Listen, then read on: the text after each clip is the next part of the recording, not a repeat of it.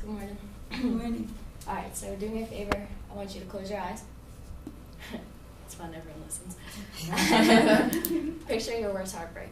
Heartbreak is loss, betrayal, anything that has upset you to your core. And if I trigger you, it's okay because we'll meditate afterwards. Okay. But I want you to sit with it for a little bit. And then while I talk about my presentation, I want you to remember how you feel.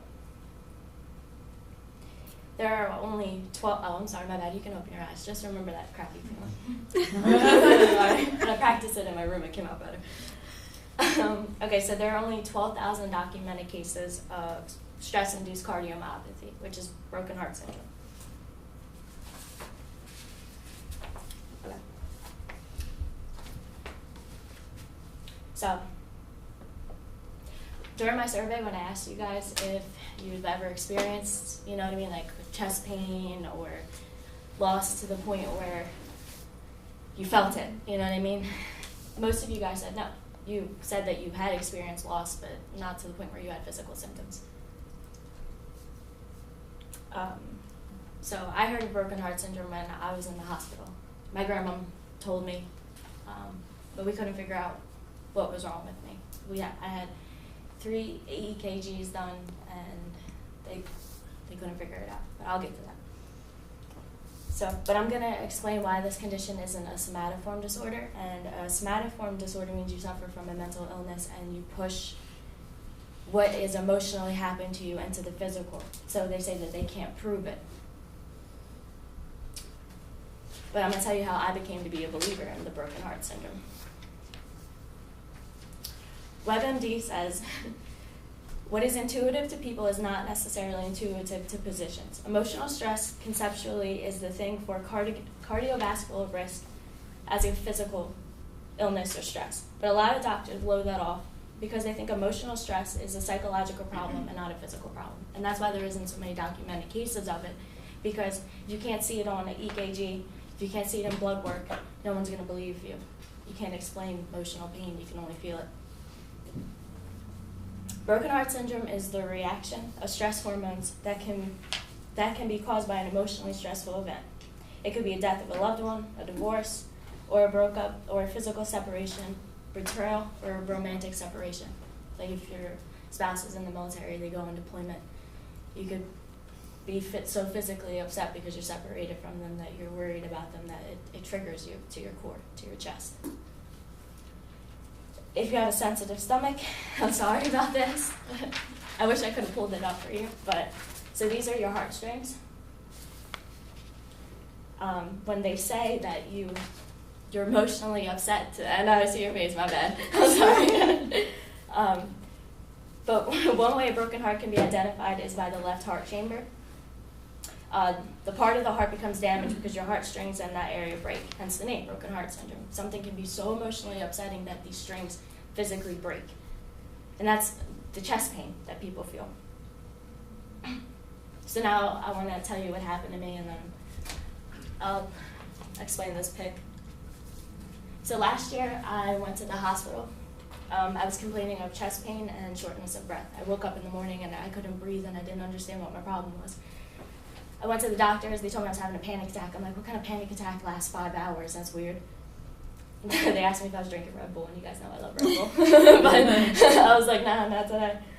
But what happened was they gave me an x-ray, and they found out that I had air outside of my heart I had air outside of my lungs onto my heart. It's called presbyopia, and it's very rare. There's only like 500 cases in the U.S. every like 5 years. So they told me I was a medical mystery because according to them, my lungs should have collapsed, but it didn't. We didn't understand why. But I kept complaining of chest pain, and the doctor came in and he told me that all my EKGs kept coming back fine. And I couldn't figure out what happened to me in the last 5 days that caused me to be so upset. I was so worried because I was trying to go to temple. I was working on my running. I didn't understand what my problem was. I was so focused on everything else. But a few days before this, I discovered that my best friend betrayed me with this guy that I was in love with. She had slept with him while I was in basic, and her boyfriend was deployed in Afghanistan. And I didn't even think about this stuff because all I was focused on is I had really bad chest pain and I was running a lot, right?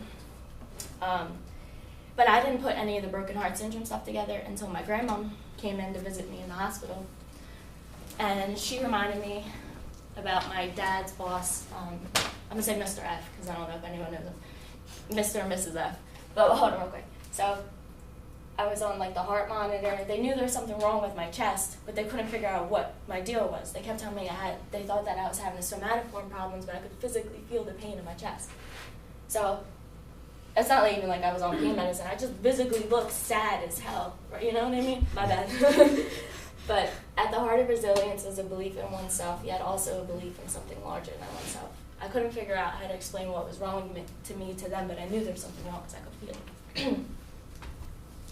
So, oh no, my bad, I knew this. Okay. So, it can result in different things. Like, I didn't die clearly, I was fine, you know what I mean? But my dad's boss, he was 70 years old, and so his wife passed away when she was 69, and he said at her funeral, he said, I can't live without my life without her in it. They were together for 35 years. His son explained to us how his dad spent all his days crying. Mr. F passed away a week after his wife died. He told his son he was experiencing chest pain, but it was determined that Mr. F didn't pass from a heart attack because his son requested a biopsy. He was 72 years old when he died.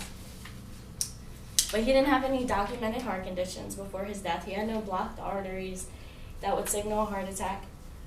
But he was dead, and he was last seen with chest pain, explaining to his son how much that he loved his wife and how much he couldn't live without her. At Mr. F's funeral, everyone spoke of how he couldn't bear being away from his wife, so he decided to follow her into the afterlife. I think that's one of the most beautiful, like, natural things I've ever heard, though. Like, he couldn't live without her so much, so his heart broke, so he followed her.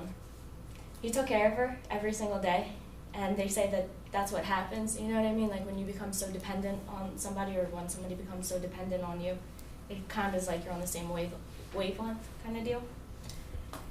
But, so in conclusion, we learned the heart can be damaged by stress hormones because it causes physical reactions that take place in the left heart chamber. And within this heart chambers is strings, and if enough of the strings break from the emotional distress an individual is experiencing, if enough strings can break from an individual in distress, then the individual can die. You know what I mean? If the conditions are kind of like a perfect storm if you're old enough. This is a good quote. Grief, I've learned, is really just lost love. It's all the love you want to give, but you cannot. All of the unspent love gathers up in the corners of your eyes, the lump in your throat, and it's in that hollow part of your chest. Now, grief is just that love with no place to go. And then real quick, we'll meditate because I feel bad that I triggered all you. And actually, I triggered myself too. So, do me a favor, close your eyes.